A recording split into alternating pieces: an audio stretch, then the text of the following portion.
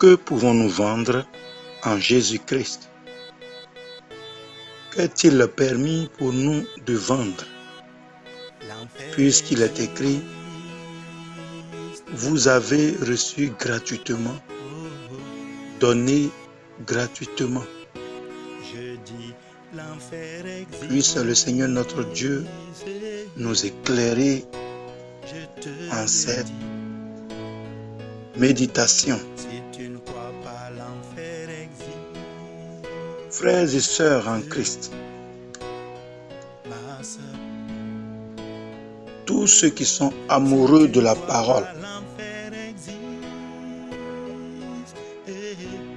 il est écrit en Matthieu chapitre 10, à partir du verset 7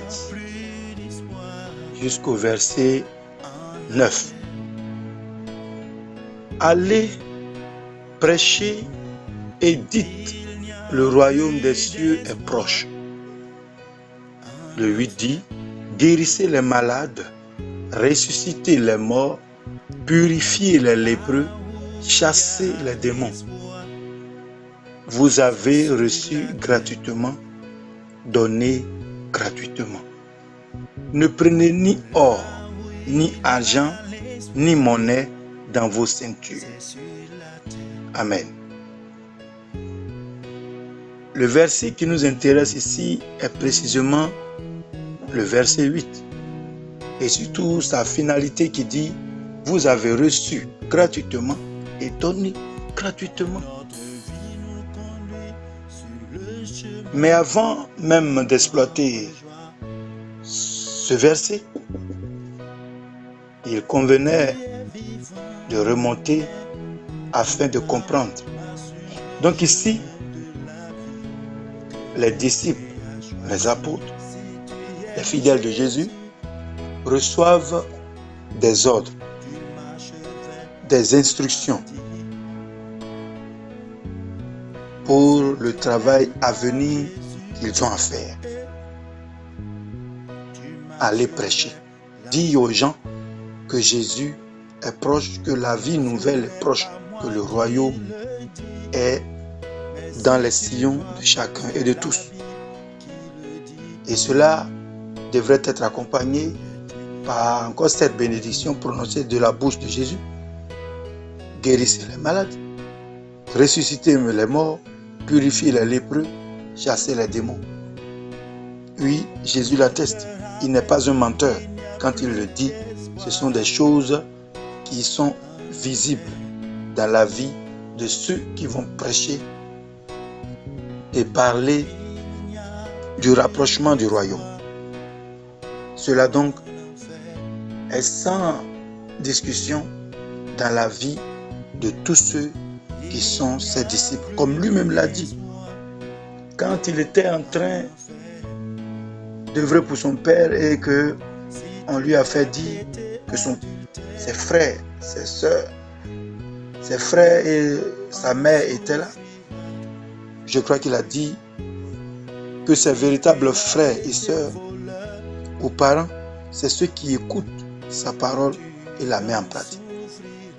Honorant ainsi sa mère qui a écouté et qui a mis en pratique. Mais nous donnant ce conseil que chacun, mais tous, sans distinction, sont bénis par ce passage de Matthieu 10 et le verset 8. Guérissez les malades, ressuscitez les morts, purifiez les lépreux, chassez les démons. Si vous avez pris part à l'œuvre de Jésus, vous avez donc reçu gratuitement, accompagné ce qu'il a dit, donné gratuitement. Ces propos sont-ils fortuits? Le fait de dire aux humains qu'il connaît bien qu'en allant faire ses œuvres dans lesquelles le malade passera de sa maladie à la guérison, le mort quittera la mort pour revenir à la vie, que celui qui est impur quittera cet état pour se retrouver purifié et que celui qui avait sa vie liée par les démons retrouvait la liberté. Connaissant donc le désir pour l'homme d'être reconnaissant envers celui qui lui pose ou qui lui donne ou qui lui fait un geste d'amour, il avertit et il nous avertit comme disant: vous qui allez et qui avez reçu de moi cette parole de bénédiction, cette parole de bénédiction que je prononce, méfiez-vous, remémorez-vous, rappelez-vous que ce que vous allez exercer, vous ne l'avez pas payé, vous ne l'avez pas mérité, vous n'avez fait aucun effort devant Dieu de manière spéciale pour l'obtenir, mais c'est un don gratuit. Des connaissances gratuites. Vous n'avez payé aucune école pour les avoir. Car celui qui donne n'a créé aucune école pour accorder ses instructions.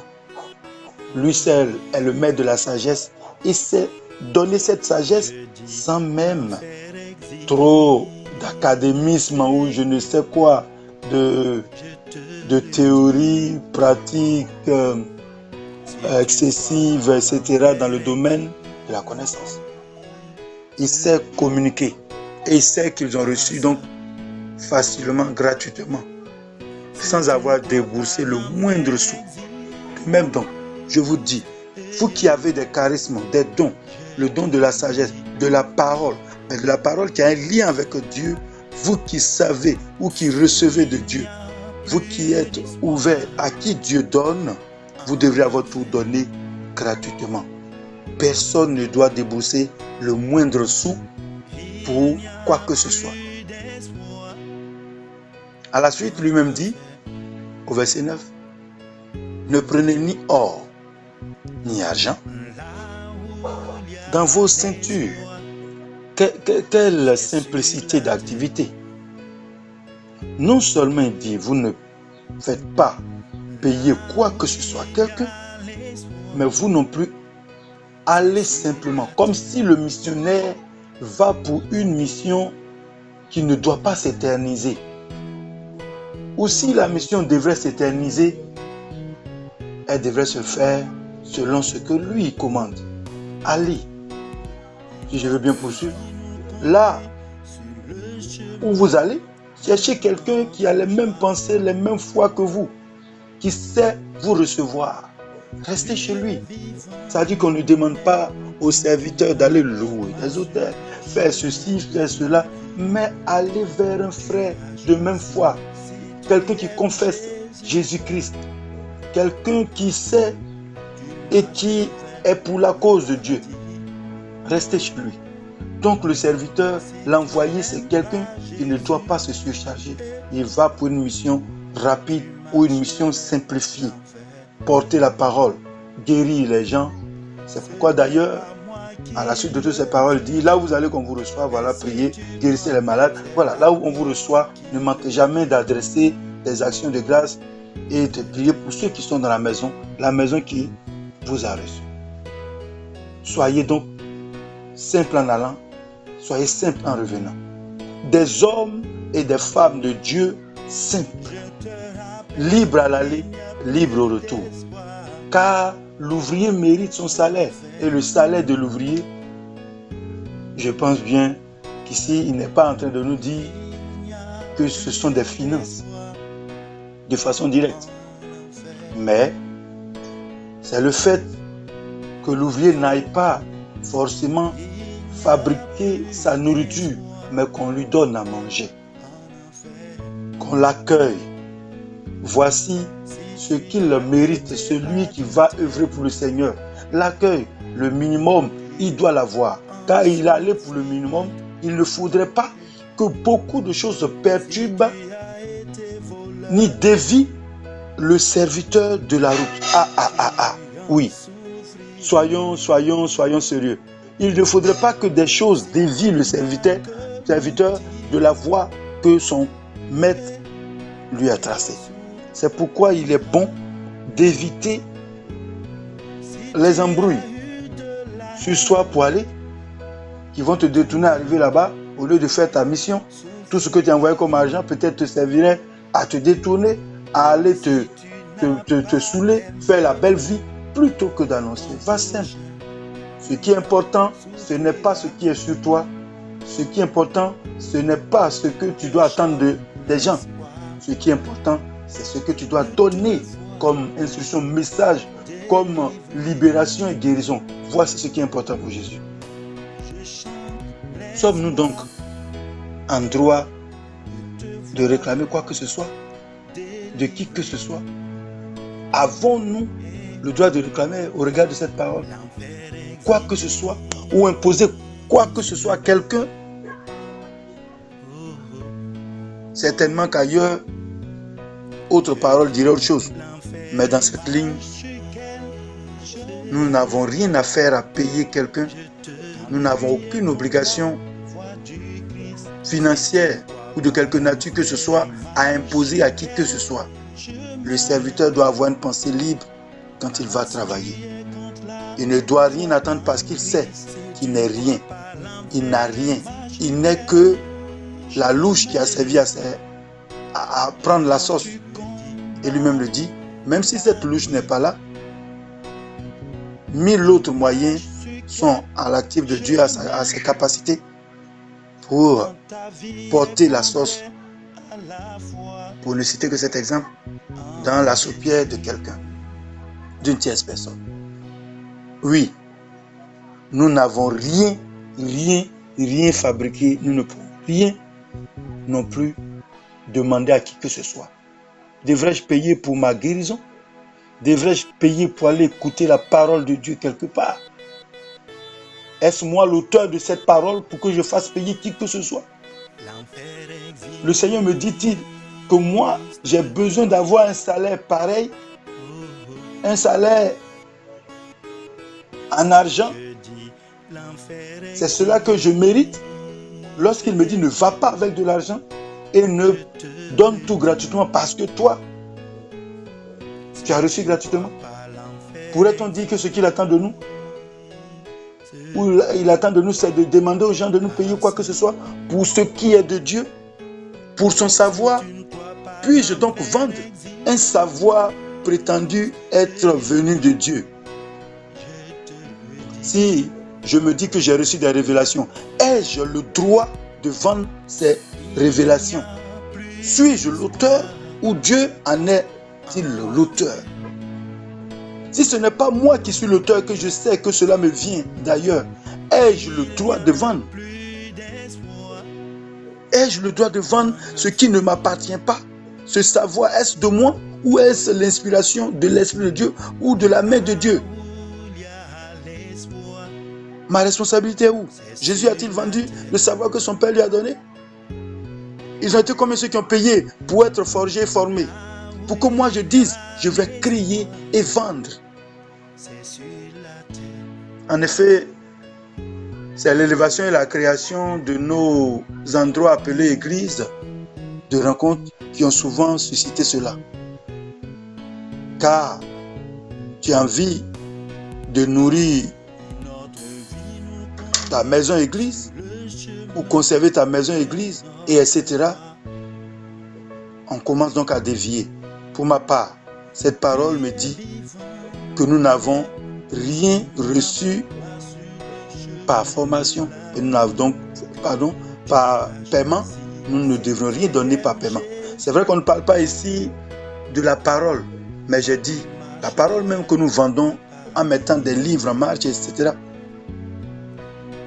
Ces paroles, les avons nous-mêmes inventées ou pensons-nous que c'est Dieu qui nous les inspire? Si c'est donc Dieu qui nous les inspire, je suis vraiment désolé, frère, sœur. Arrête donc de les vendre. Nous ne parlerons pas donc des dons, des charismes. Toi qui guéris, tu n'as rien à payer pour cela. Personne n'a rien à te demander pour cela. Toi qui as reçu le savoir, donne-le.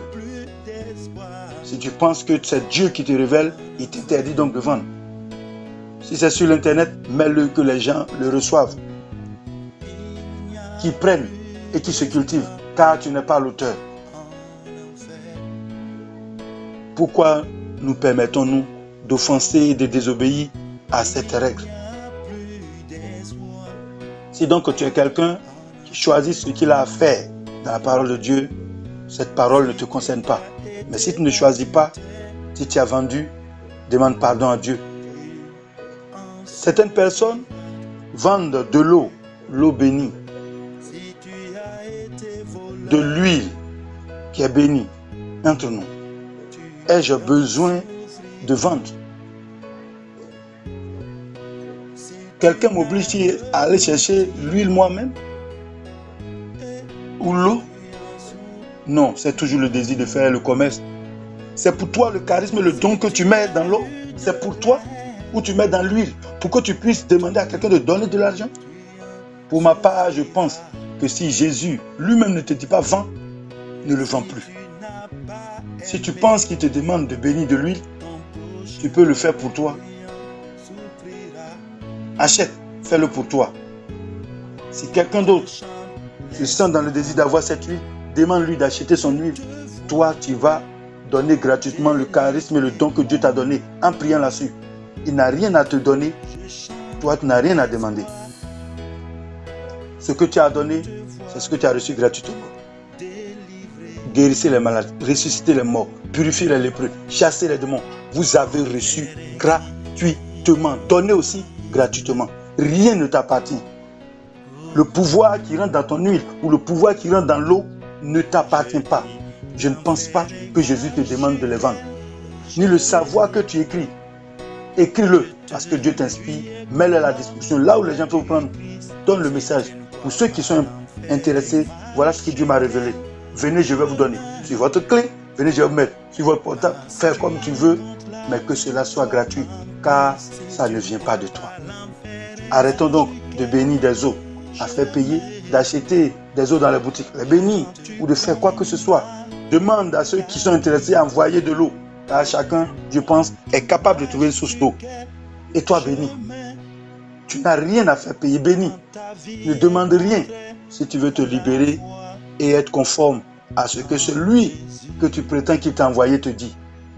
Si c'est Jésus qui t'envoie, laisse tomber, demande pardon pour chaque fois que tu as vendu. Que Dieu nous pardonne tous d'avoir vendu quoi que ce soit venu de l'inspiration prétendue de lui. Nous sommes sûrs que c'est de lui. Car si c'est de lui, frère, je ne peux pas te vendre la parole que j'ai reçue. Je ne peux pas te vendre l'inspiration que Dieu m'a donnée. C'est lui. Tu veux une clé? Tu veux ça? Envoie que je te donne. Je vais mettre ça sur le net. Où est ton? Qu'est-ce qui est gratuitement chez toi? Si cela n'est pas ainsi, alors vous pouvez récupérer. Dis, publiez, frère, Dieu m'a donné des savoirs, des choses à vous révéler. Allez-y, prenez. Il n'y a rien à donner. Aucune bourse à déverser. Rien du tout, à mon avis. En tout cas, selon cette parole. Car nous ne sommes auteurs ni de savoir, ni d'un charisme, de guérison, de libération, etc.